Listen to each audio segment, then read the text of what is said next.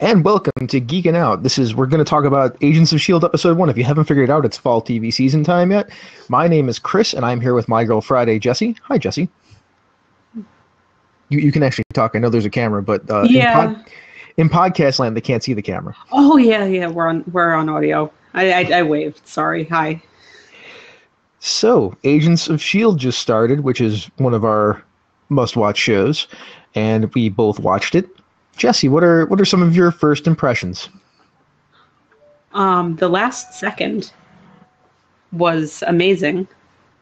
So spoilers are all over the place on. Just accept that. If you don't want to know, maybe you should go and watch the show. Don't listen to Geekin Out. Yeah. Yeah. Yeah. The last second was because I know Dave was talking about how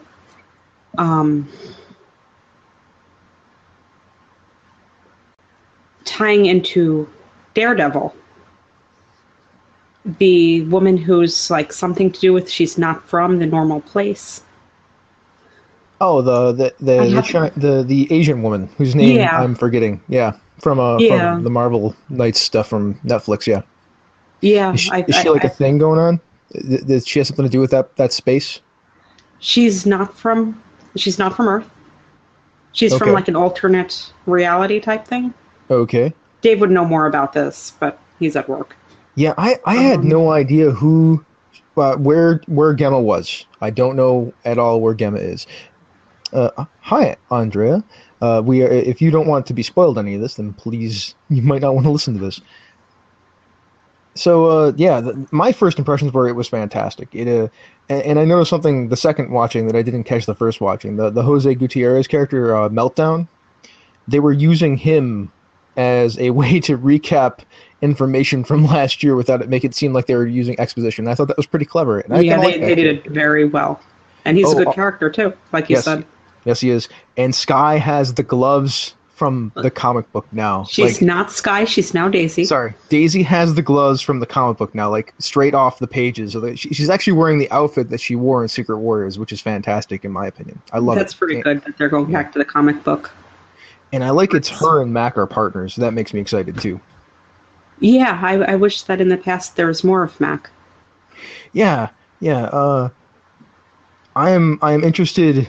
I really like Fitz, badass Fitz doing badass spy type things. That makes me excited.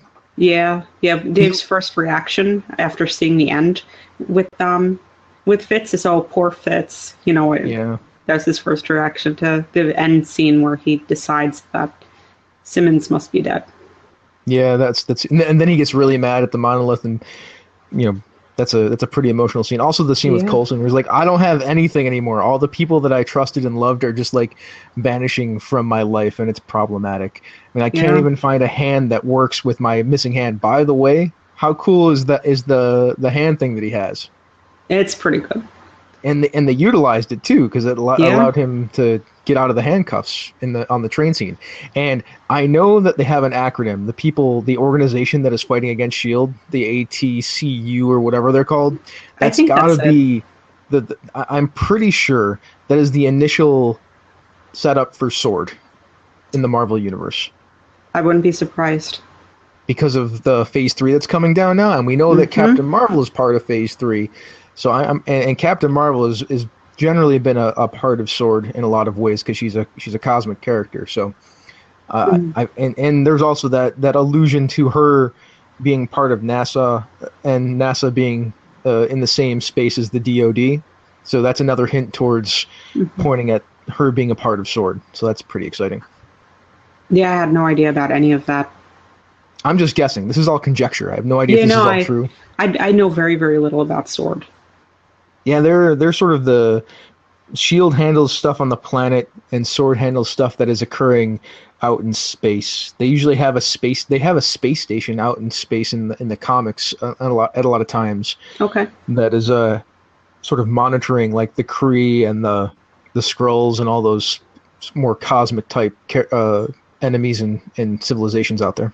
Yeah, I feel like the shield and sword metaphor is not overly obscure. No, it's not. It's not. Pretty in your face of what their functions are. So, just off of the one episode, how do you think it's going to impact the upcoming Civil War movie? I think they're setting it up Completely? Like, what do you think is making it set up? Well, you have three groups going on right now. You have what might the ATCU, which might be Sword, which are this isn't my idea. This is something I pulled off the internet this morning. They're kind of filling S.H.I.E.L.D.'s initial role of protector. You have S.H.I.E.L.D., which is kind of filling in what Sky Daisy's mother did.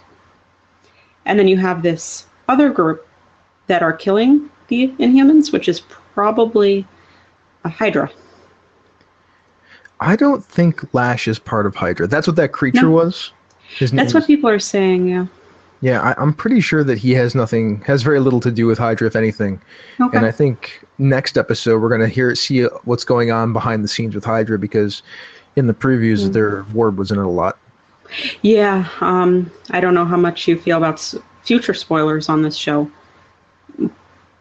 but Ward will be the head of Hydra within S.H.I.E.L.D. Like within S.H.I.E.L.D.'s S.H.I.E.L.D. the TV show. Ah, okay, yeah. Sorry, I should have. Yeah, S.H.I.E.L.D. has two meanings. that seemed to be where they were pointing at anyway. So I mean, that makes perfect sense. That creature, the creature that they fight in the hospital, which I guess Lincoln will is Lincoln's full cast, so he'll be on. Yeah. He'll probably be joining up with the team at some point in the near future, unless of course they're just tricking us like they did last year with. I forget the actress's name. Lucy Lawless. Yeah, Lucy Lawless, because we all thought she was going to be full cast, and they killed her in the first episode. Recurring, but yeah, she was announced as having like a whole bunch of this whole recurring arc. She's in one episode and one flashback. She was important. she was important. Yeah. I also really liked that Hunter went with Coulson to the train, because they were buddy at the end, like going towards from the middle of the season last season to the end of the season. So, and I always enjoy when the two of them are together, because he sort of plays the goofy buddy cop to Coulson's straight man in a lot of ways, even though Coulson's not really a straight man. Yeah, they're both off the book. Yeah, type cops. Yeah. Going back to with Civil War and setting that up. I think with the S.H.I.E.L.D., with ATCU or Sword, whatever they're going to be, they're setting up the conflict with the Inhumans. Because I don't know how much spoilers you heard about what Civil War is about and who's on what side. Yeah, I'm not really sure. I mean, I saw the poster that set up the teams. Okay. Like who's fighting who, but I don't know why people are fighting yet. All right. Would you like to know? Yes, I would love to know. Okay. I'm sure everybody that's listening would like to know too. Well, you have this weird thing with spoilers sometimes. For future things. Okay, so it's over the Escovia Accords. So in Avengers, they take basically a small country, lift it into the air, crash it into the ground, and destroy a country.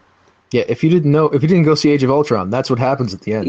I'm not even. We just spoiled last night's S.H.I.E.L.D., so I'm not too concerned about Avengers. Yeah, I'm not either. I'm just letting people know, like, that's what happens at the end of Age of Ultron.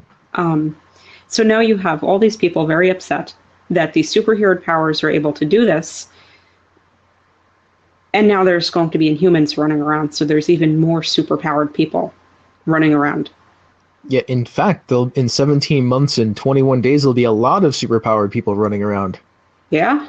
Because they were doing the model for how long it would take the Terrigen chemical to proliferate throughout the entire world, and it was 17 months and 21 days on Coulson's model. So yeah, I feel like that number will be important. I probably. And then, so the two sides of Civil War is Tony Stark and Captain America, Steve Rogers. Tony Stark feels like there needs to be a governing body for superhero powers because it's out of control. And also, he's in the last couple of movies he's been in, he's shown a lot of like remorse for the damage they do. He's the one paying for the cleanup and working for it, even though so he really does feel guilty to some degree about the damage they're causing. Yeah. Steve Rogers feels like every time he trusts authority, it becomes issues with like Hydra. He ends up screwed.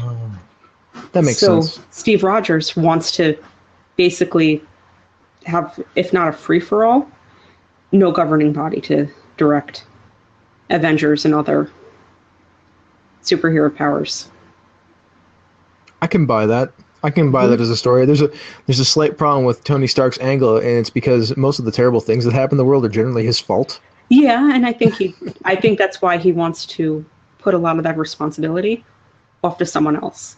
Like, tell me where to go, what to do, and I will do it. But give me some direction so when all the shit hits the fan, I'm not the only party responsible anymore.